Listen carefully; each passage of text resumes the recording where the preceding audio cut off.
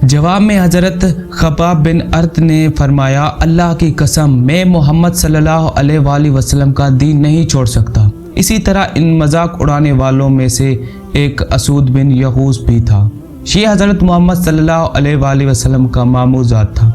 जब भी मुसलमानों को देखता तो अपने साथियों से कहता, देखो तुम्हारे सामने रुए ज़मीन का वो बादशाह आ रहे हैं जो कसरी और कैसर के वारिस बनने वाले हैं।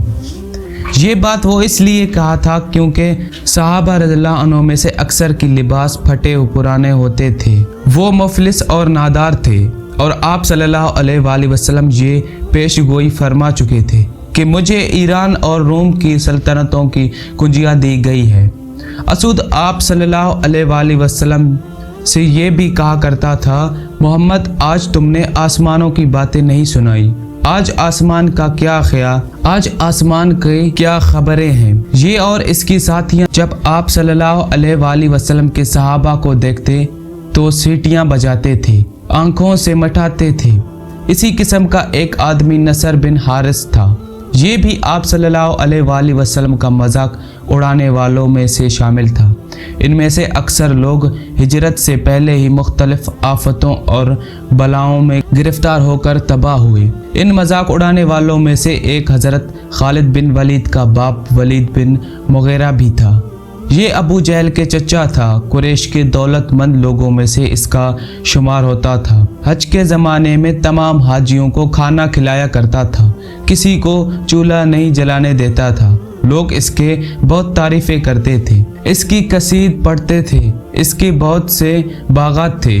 एक बाग तो ऐसा था जिसमें तमाम साल फल लगता था, लेकिन इसने आप सल्लल्लाहु अलैहि वसल्लम को इस कदर तकलीफ़ें पहुंचाई कि आप सल्लल्लाहु अलैहि वसल्लम ने इसके लिए बद्दुआ फरमा दी।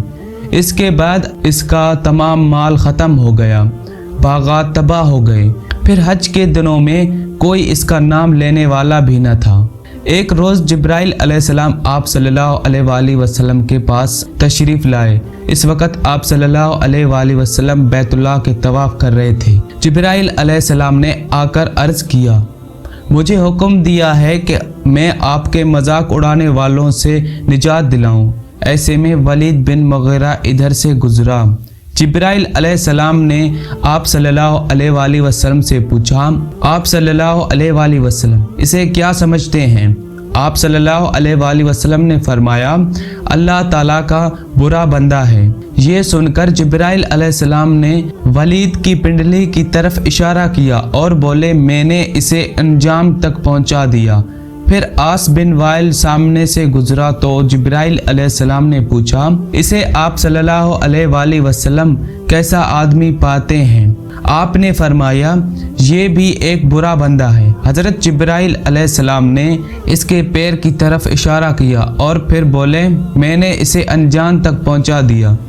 इसके बाद असूद वहाँ से गुजरा। इसके बारे में आप सल्लल्लाहु अलैहि वसल्लम ने यही फरमाया कि बुरा आदमी है। हज़रत जिब्राइल अलैहिस्सलाम ने इसकी आँख की तरफ इशारा किया और बोले, मैंने इसे अनजान तक पहुँचा दिया है। फिर हारिस बिन अतिया गुजरा। हज़रत जिब्राइल अलैहिस्सलाम ने इसके लिए पेट की तरफ इशारा करके कहा, मैंने इसे अनजान तक पहुँचा दिया है। इस वाक़े के बाद असूद बिन यहूस अपने घर से निकला तो इसको लोग थप्पड़ से सजला दिया।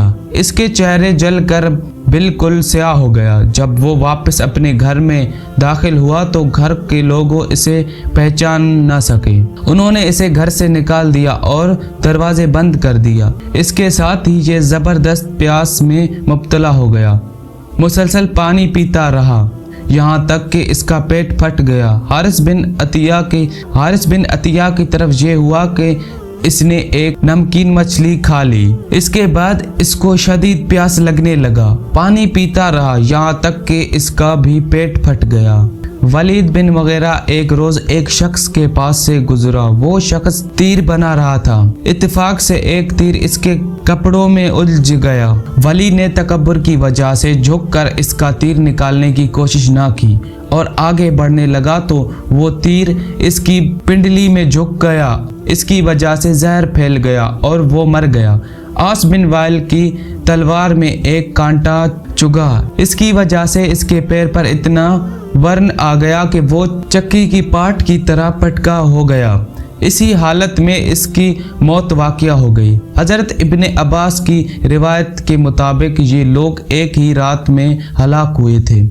नबी करीम सल्लल्लाहु अलैहि वसल्लम ने महसूस फरमाया कि कुरैश मक्का मुसलमानों को बेतहाशा तकलीफ़ें पहुंचा रहे थे और मुसलमानों में अभी इतनी ताकत नहीं कि वो इस बारे में कुछ कह सके। चुनाचा आप सल्लल्लाहु अलैहि वसल्लम ने मुसलमानों से फरमाया, तुम लोग रोए ज़मीन पर इधर इधर फैल जाओ, अल्लाह ताला फिर तुम्हें एक जगह जमा फरमा देगा। हम कहाँ जाएं? सहाबा कराम ने पूछा। आप सल्लल्लाहु अलैहि वसल्लम ने मुल्क हबशा की तरफ इशारा करते हुए फरमाया, तुम लोग मुल्क हबशा की तरफ पहले जाओ, इसलिए कि वहाँ का बादशाह नेक है, वो किसी पर जुल्म नहीं होने देता, वो सच्चाई की सरजमीन है, यहाँ तक कि अल्लाह ताला तुम्हारे इन मुसीबतों का खात्मा करके तुम्हारे लिए आसानियाँ पैदा करें। हदीस में आता है कि जो शख्स अपने दीन को बचाने के लिए इधर से इधर कहीं गया, चाहे वो एक बालिश ही चला, इसके लिए जन्नत वाजिब कर दी जाती है। चुनाचा इस हुक्म के बाद बहुत मुसलमान अपने दीन को बचाने के लिए अपने वतन से हिजरत कर गए। इनमें कुछ ऐसे भी थे जिन्होंने अपने बीवी बच्चों के साथ हिजरत की और कुछ ऐसे भी थे जिन्होंने तन्हा हिजरत की। जिन लोगों ने बीवी बच्चों समेत हिजरत की, इनमें से हज़रत उस्मान गनी रज़ियल्लाहु अन्हु भी थे। इनके साथ इनकी बीवी यानी आप सल्लल्लाहु अलैहि वसल्लम के साहिबजादी हज़रत रुक़ैया भी हिजरत कर गए। हज़रत उस्मान गनी रज़ियल्लाहु अन्हु सबसे पहले हिजरत करने वाले शख्स हैं।